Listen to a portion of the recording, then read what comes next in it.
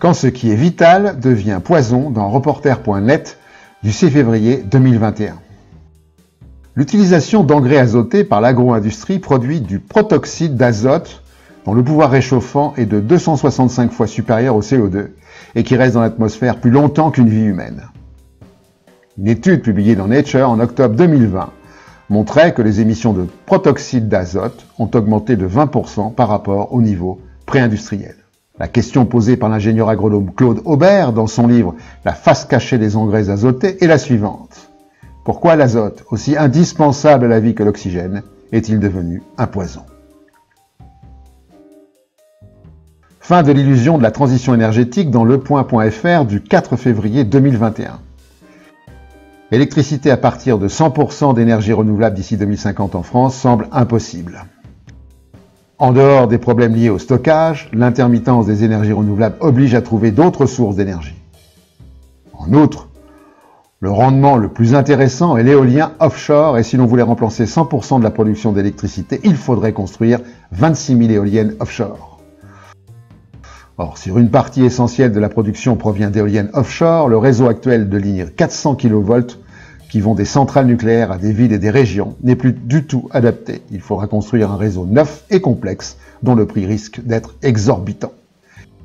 Et puis il nous faudra apprendre à nous laver quand il pleut ou à nous chauffer quand il y a du vent. En d'autres termes, l'énergie sera rare et chère et nous conduira à une nécessaire frugalité.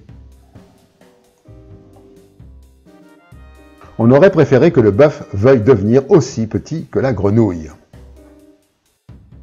Plus de 5 000 millions de tonnes équivalent CO2 pour les bovins, record des émissions pour le grand ruminant loin devant le porc et ses 819 millions de tonnes, ou la chèvre et ses 596 millions de tonnes, ou encore la pintade et ses 82 millions de tonnes. C'est l'Amérique latine qui emporte le pompon devant l'Asie de l'Est et du Sud-Est. Il n'y a aucune chance que le niveau d'émissions liées à l'élevage diminue. Sachant qu'il se mange dans le monde 10 000 kilos de viande chaque seconde. Chaque habitant de cette planète consomme 42,5 kg de viande par an, sachant qu'une partie de la population ne peut consommer de la viande. Ça laisse imaginer la quantité ingurgitée par les habitants des pays les plus riches. L'augmentation de cette consommation est estimée à 15% entre 2018 et 2028. Rappelons que l'élevage est le deuxième secteur qui émet le plus de CO2. Alors, saignant ou à point? Je veux parler du bronzage dans les années qui viennent.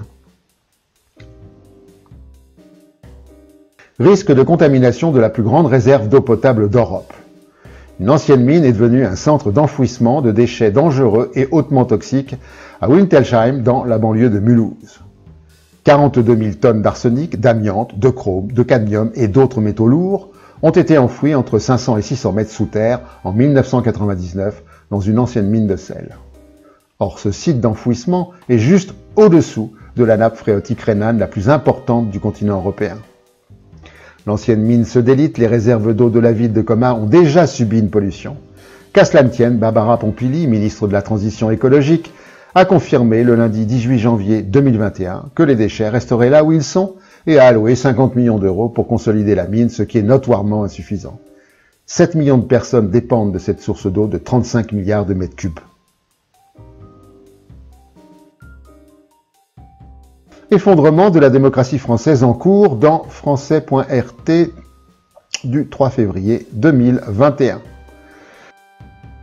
Dans sa 13e édition du Global Democracy Index, le journal britannique The Economist déclasse la démocratie française qui passe d'une note de 8,12 sur 10 en 2019 à 7,99 en 2020. Elle se classe désormais à la 24e place du classement sur 167 pays et passe du statut de démocratie à part entière à celui peu enviable de démocratie défaillante qui précède le statut de régime hybride. Il n'y a plus que 8,4% de la population mondiale qui vivent en démocratie à part entière. John Ray, responsable de l'étude, commente les résultats. La pandémie a mis en lumière la nature de la gouvernance dans les démocraties du XXIe siècle et en particulier la relation entre les gouvernements et le peuple, révélant des déficits démocratiques qui existent depuis longtemps. C'est donc un processus qui ne date pas du virus et qui nous annonce le monde d'après.